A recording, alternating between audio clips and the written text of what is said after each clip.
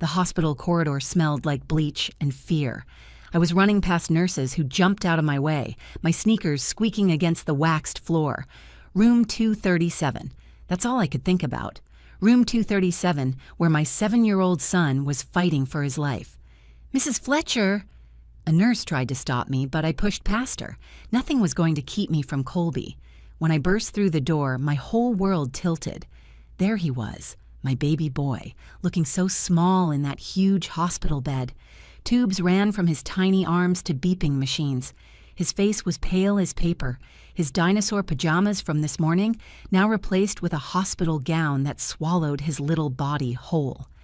Dennis was already there, still in his work clothes, concrete dust on his jeans. He grabbed my hand when he saw me. "Vera, thank God you're here," he said, his voice breaking. Dr. Yates, a woman with kind eyes behind thick glasses, stepped forward. "Mrs. Fletcher, I need you to sit down." "I don't want to sit down. I want to know what happened to my son." "Your son has been poisoned," she said, her words hitting me like physical blows. "We found traces of ethylene glycol in his system. That's antifreeze. It's not enough to be immediately fatal, thank goodness, but it's serious. We're treating him now." Poisoned. The word echoed in my head. How could Colby be poisoned? This morning he was showing me his new drawing of a T-Rex. This morning he was laughing at his dad's silly jokes over breakfast. This morning he was perfect and healthy and whole. "When will he wake up?" I asked, moving to his bedside, taking a small hand in mine. It was cold. Too cold. "Soon," Dr. Yates said. "We've administered the antidote. He's responding well." I sat there for what felt like hours, but was probably only minutes, holding Colby's hand, whispering to him about all the things we were going to do when he got better. Dennis paced behind me, making phone calls to work, to the school, trying to piece together what happened. Then, like a miracle, Colby's eyelids fluttered. His fingers tightened around mine. "Colby? Baby, can you hear me?" I leaned closer, my heart hammering.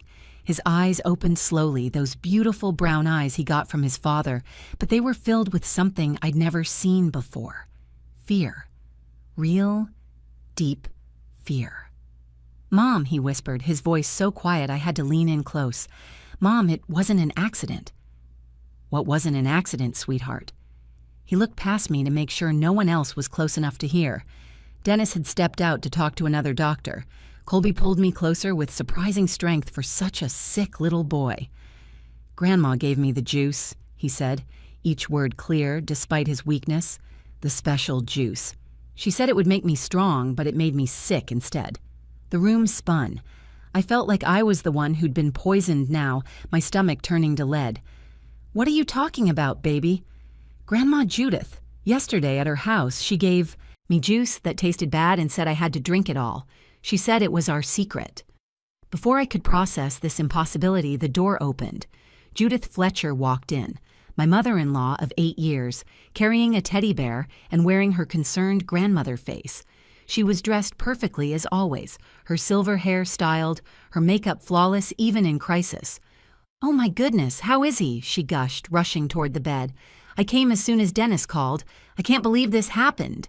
Colby's hand tightened on mine so hard it hurt.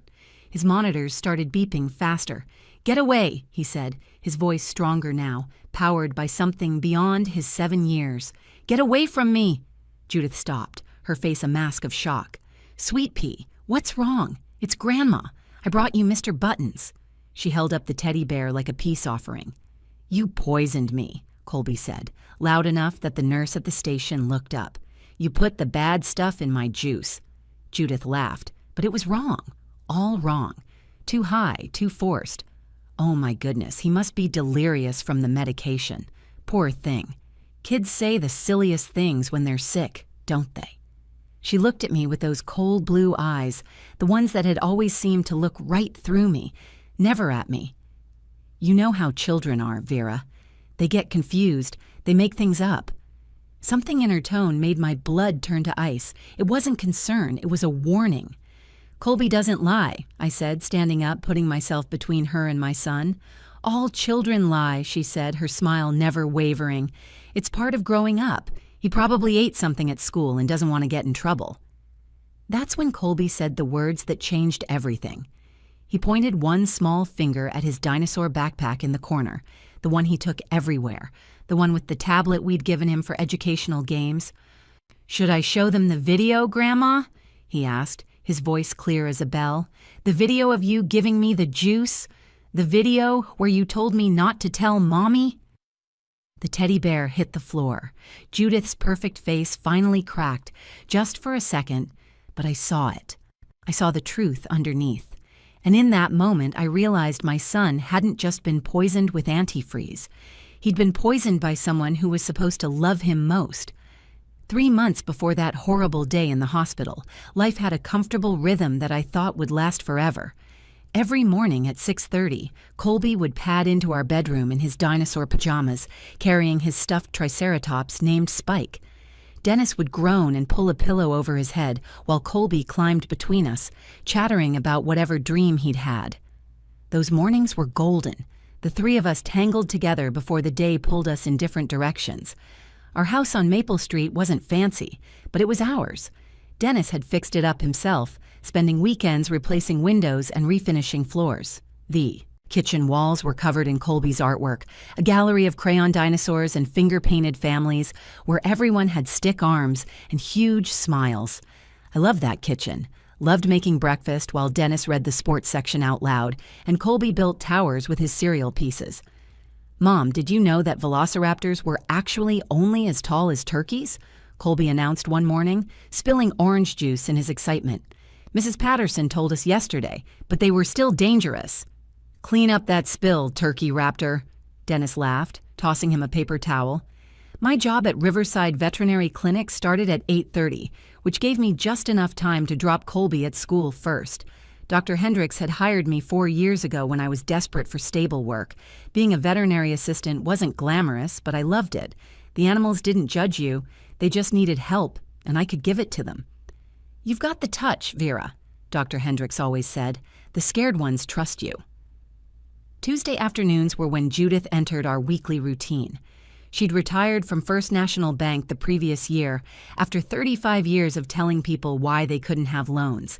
That's how Dennis described it when he was feeling honest about his mother. But when she offered to pick Colby up from school every Tuesday, we couldn't say no. Daycare was expensive, and she was family.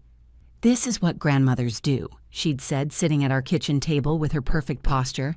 "Besides, someone needs to make sure Colby gets proper snacks. All that processed food at school is terrible for growing minds." Dennis had been thrilled. "This is great, Mom. Right, Vera?" I'd smiled and agreed because that's what you do. You don't look a gift horse in the mouth, especially when that horse is your mother-in-law who already thinks you trapped her son with an unplanned pregnancy. Oh, she never said it directly. Judith Fletcher was too refined for that. But there were comments, little jabs wrapped in concern. When I'd gotten promoted to senior veterinary assistant, she'd said, "That's wonderful, dear. Though I suppose it's still mainly cleaning up messes, isn't it? Dennis, remember when you wanted to be an architect? Before everything changed? Before I got pregnant. Before I ruined her son's dreams. That's what she meant. But Dennis never heard it that way. Mom didn't mean anything by it," he'd say when I'd bring it up later. "She's just from a different generation. She was a career woman herself, remember? She's proud of you." The Tuesday routine had worked smoothly for 2 years. Judith's house was only 10 minutes from Riverside Elementary, a pristine, 2-story colonial she'd kept exactly as it was when Dennis's father was alive. The same plastic covers on the formal living room furniture, the same artificial flower arrangements, the same photos on the mantel where Dennis looked like the golden boy, and I was always slightly out of focus or half hidden behind someone else. Colby loved going there because Judith had things we didn't. Cable TV with all the cartoon channels, a pantry full of expensive organic snacks, a backyard with a perfectly maintained garden where he could hunt for bugs, and the juice boxes. God, those juice boxes. "Grandma's juice is the best," he'd tell me every Tuesday evening when Dennis brought him home. "She gets the special kind that costs more.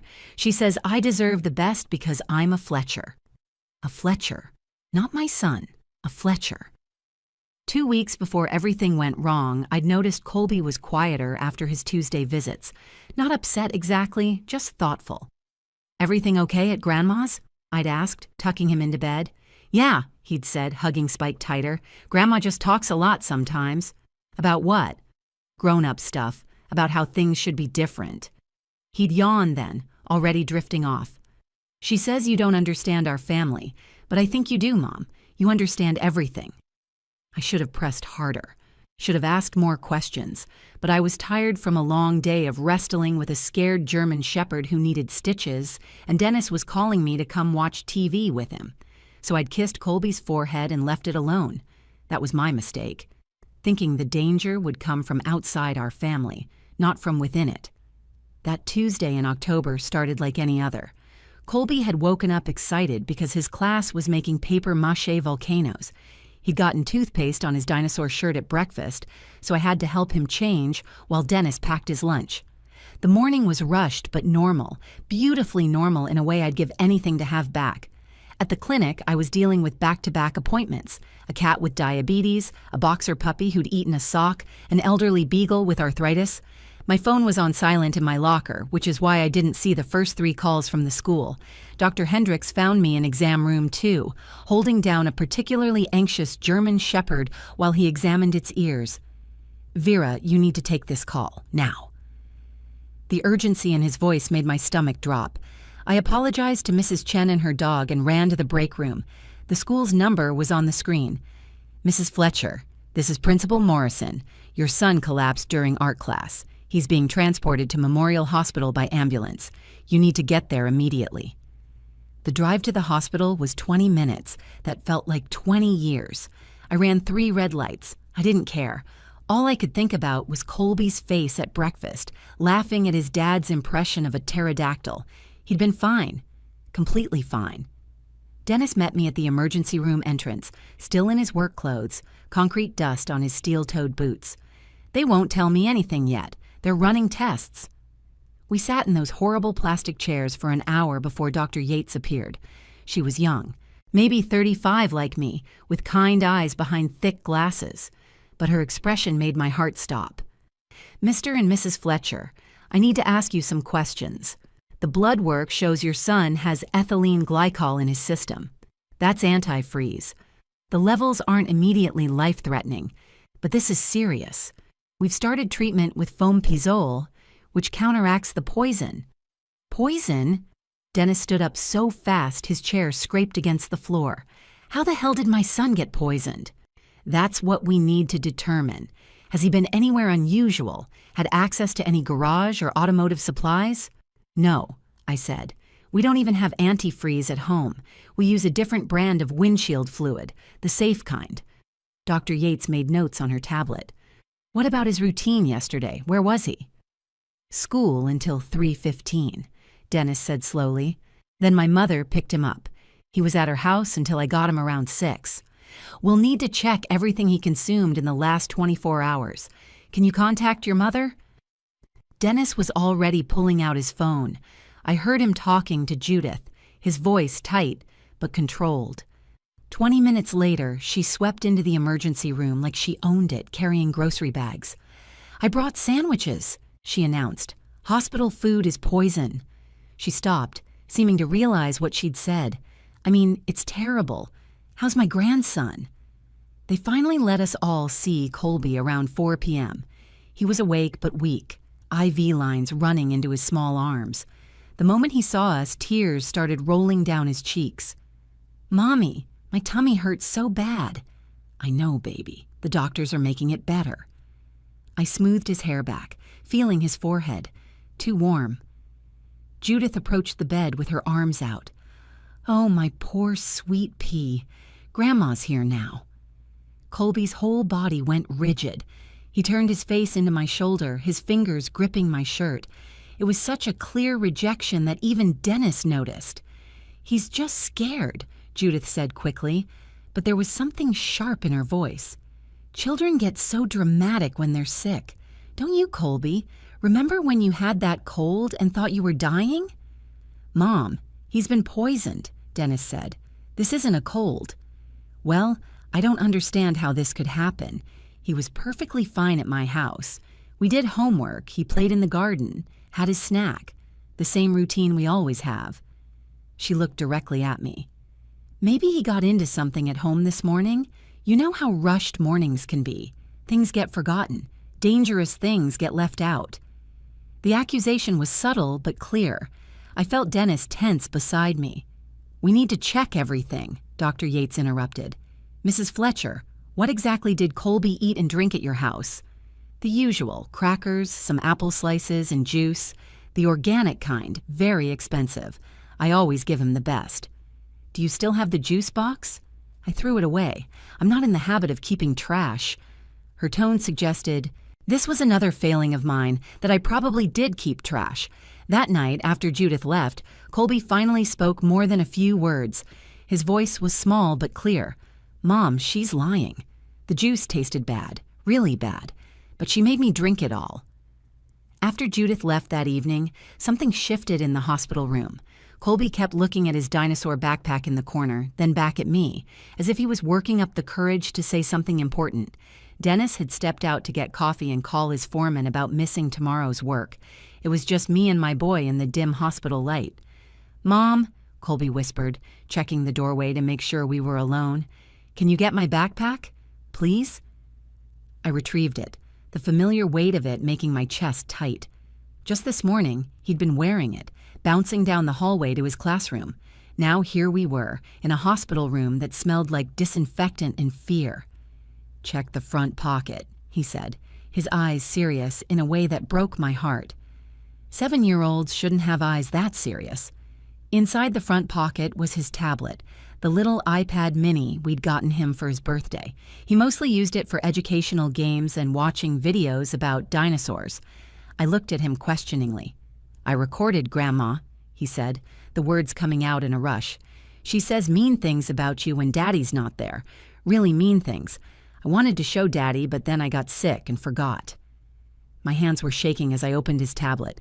The password was 1234 because Colby insisted he could remember it. In his Photos app, there were 3 videos. The thumbnails just showed Judith's living room from a low angle. When did you take these? Different Tuesdays. I figured out how to make it record without her knowing. Mr. Rodriguez taught us about documenting things in science class. He said evidence is important.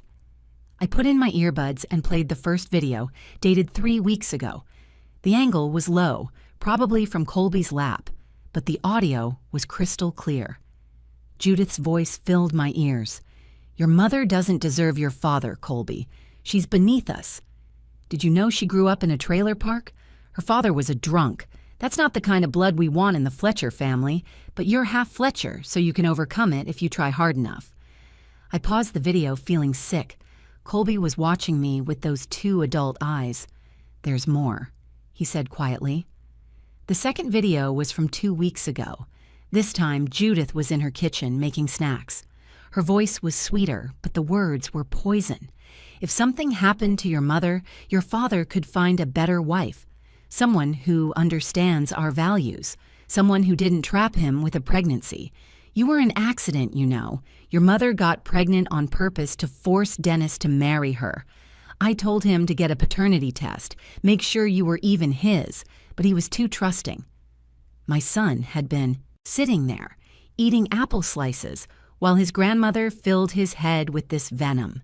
The rage building in my chest was unlike anything I'd ever felt. But the third video was the worst. It was from yesterday. Yesterday when someone had poisoned my child. This juice tastes funny, Grandma, Colby's voice said. It's a new flavor. Special vitamins to make you strong and smart. Drink it all. My tongue feels weird, kind of tingly. That means it's working. The vitamins are very expensive, so finish every drop. And Colby, this is our secret. If you tell Mommy, I'll know you don't love me anymore. You do love Grandma, don't you? Yes, Grandma. Then drink it all. Every drop. Good boy.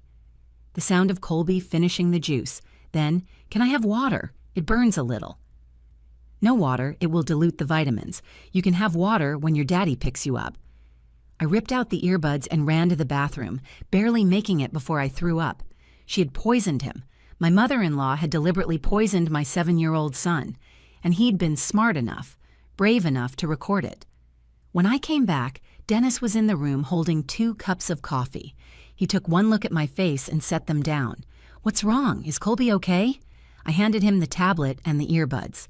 "You need to watch these, all of them."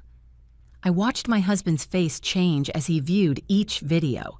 The confusion, then shock, then a rage I'd never seen before. Dennis was a gentle man, slow to anger, always defending his mother. But this was different. This was his child. "I'm calling the police," he said, his voice deadly calm. "Wait." I grabbed his arm. "Let's be smart about this. She'll deny everything. She'll say the videos are fake or taken out of context. We need to do this right." "What do you suggest?" "She's coming back tomorrow morning. She always does. Let's talk to the doctors first, make sure they document everything. Then we call the police and let them handle it properly. We need to make sure she can't hurt Colby or anyone else ever again." Dennis pulled me into his arms, both of us shaking. "How did I not see this? How did I let her near him?" "Because she's your mother. Because we want to believe the best about family." Detective Rivera arrived at 7 the next morning, before visiting hours officially started. She was exactly what we needed: methodical, experienced, and absolutely unwilling to let family politics interfere with attempted murder of a child. She watched all 3 videos twice, took notes, and coached us on how to handle Judith's arrival. "Let her come naturally," Rivera said, positioning herself in the hallway where she could watch but not be seen. "Don't accuse her immediately. Let's see what she says when she doesn't know we have evidence." At 9:45, Judith arrived right on schedule, carrying a gift bag and wearing her church clothes, a navy dress with pearls. She looked like everyone's ideal grandmother, the perfect disguise for a monster. "How's our patient today?" she chirped, breezing into the room. "I brought some of those crackers you like, Colby, the dinosaur-shaped ones." Colby pressed closer to me, his heart monitor betraying his anxiety with faster beeps. Dennis stood up from his chair, placing himself between his mother and our son. "Mom, we need to talk about what happened." "Of course we do," Judith said, setting down her gift bag. "It's just terrible. Have the doctors figured out how this happened? I was thinking about it all night. Maybe someone at school gave him something. You know, there are all sorts of troubled children in public schools these days." "The doctors traced the poisoning to Tuesday afternoon," I said, keeping my voice steady. "Between 3 and 6 p.m. Her face didn't change, not even a flicker. "Well, that's when he was with me, but I can assure you nothing happened at my house. We followed our routine perfectly. Homework, snacks, playtime in the garden, the same as always." "The same as always," Dennis repeated. "Including the juice?" "What about the juice?" Her voice sharpened just slightly. "You gave him juice, the special organic kind." "I always give him quality snacks, unlike what he gets at home." She looked at me when she said it, that familiar dig. "Mom, stop." Dennis's voice was harder than I'd ever heard it. "Just stop. We know what you did." "I have no idea what you're talking about. If you're suggesting I had anything to do with this, you're being ridiculous. I'm his grandmother. I love him more than life itself." That's when Colby spoke up, his small voice cutting through her performance like a knife. "Then why did you make me drink the bad juice, Grandma? Why did you say I couldn't tell Mommy?" Judith's face went white, then red. "You're confused, sweetheart. The medication is making you imagine things. This happens with children. They get confused and make up stories." "I'm not making it up," Colby said, stronger now. "Should I show them the video?" The transformation was instant. The mask of the perfect grandmother shattered completely, her face contorted with rage, and for the first time, I saw who Judith Fletcher really was. "You little brat," she hissed. "You recorded me?" "Mom." Dennis stepped forward, but she wasn't done. "This is exactly what I'd expect from her son," she spat, pointing at me. "Sneaky, deceptive, just like his mother." Detective Rivera chose that moment to enter the room. "Mrs. Fletcher, I'm going to need you to come with me." "This is insane. You can't arrest me based on the word of a child." "We're not," Rivera said calmly. "We're arresting you based on video evidence. The medical report showing ethylene glycol poisoning and what you just admitted in front of 4 witnesses."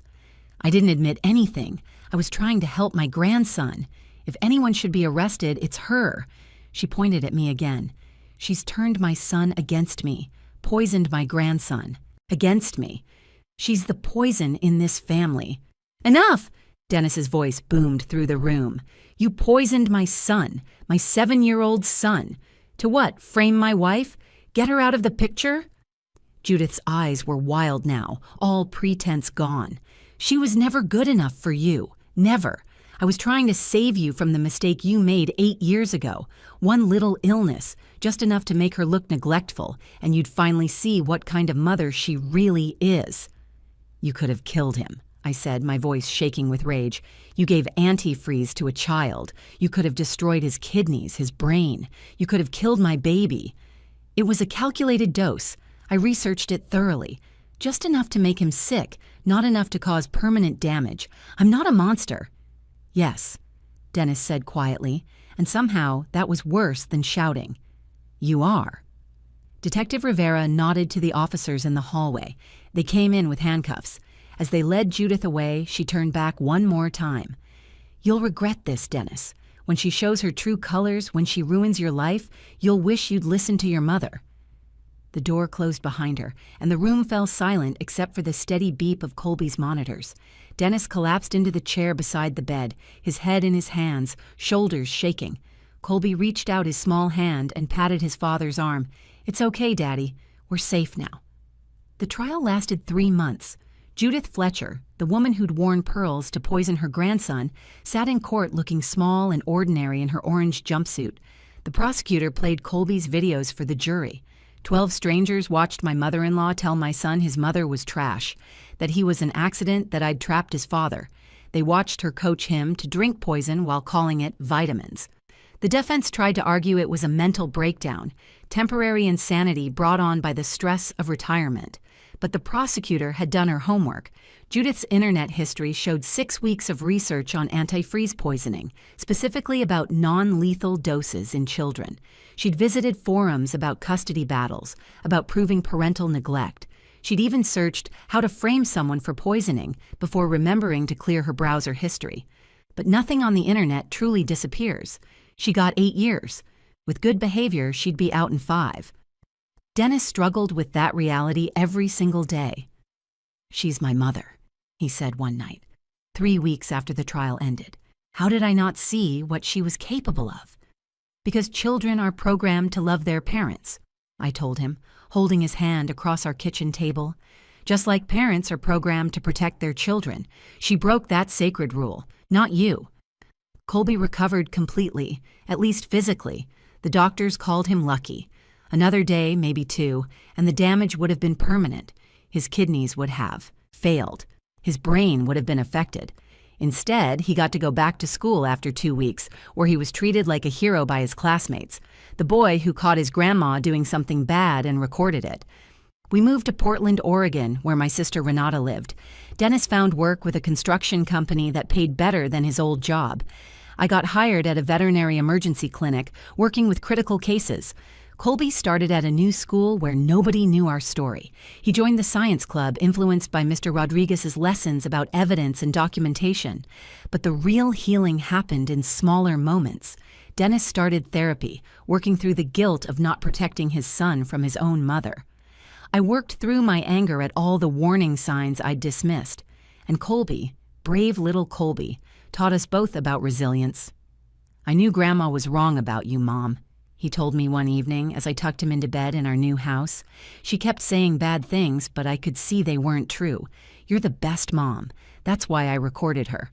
I wanted proof that she was the bad one, not you. You shouldn't have had to do that, baby. No child should have to protect their parent like that." "But I did it," he said proudly, "and now she can't hurt us anymore." The truth about poison is that it comes in many forms. Sometimes it's in a juice box laced with antifreeze. Sometimes it's in words designed to destroy a family from the inside. Sometimes it's in the slow, careful campaign to convince a child that their mother isn't worthy of love. But here's what Judith never understood. Love is the strongest antidote there is. Colby's love for me made him document the truth. Dennis's love for his son helped him choose our family over his mother. And my love for both of them gave me the strength to fight back against someone who thought she could destroy us. 6 months after the trial, we got a letter from Judith in prison. Dennis burned it without reading it. We were done with her poison in all its forms. Last week was Colby's 8th birthday. We had a dinosaur party in our backyard with 15 kids from his new school. He's taller now, growing so fast I can barely keep him in clothes that fit. He still loves science, still asks a million questions about everything, but he doesn't record people anymore. He doesn't need to. "Mom," he said as I brought out his birthday cake, "remember when I was 7 and Grandma tried to poison me?" "Yes, baby, I remember." "That was really scary. But we won, didn't we? The good guys won." "Yeah," I said, lighting the candles on his T-Rex cake. "We did." As I watched him blow out his candles, surrounded by new friends in our new life, I thought about how sometimes the most dangerous predators look like grandmothers bearing gifts. Sometimes the people who are supposed to love you most are the ones capable of the greatest harm. But sometimes, just sometimes, a 7-year-old with a tablet and a brave heart can save his whole family. Sometimes the truth, even from the smallest voice, is more powerful than all the poison in the world. If this story touched your heart or reminded you to trust your instincts about the people in your life, please like this video and share it with someone who needs to hear it. Your comments mean everything to me, and I read every single one. And if you want to hear more true stories about families, survival, and the incredible strength of children, subscribe to this channel and hit that notification bell. Thank you for listening to my story.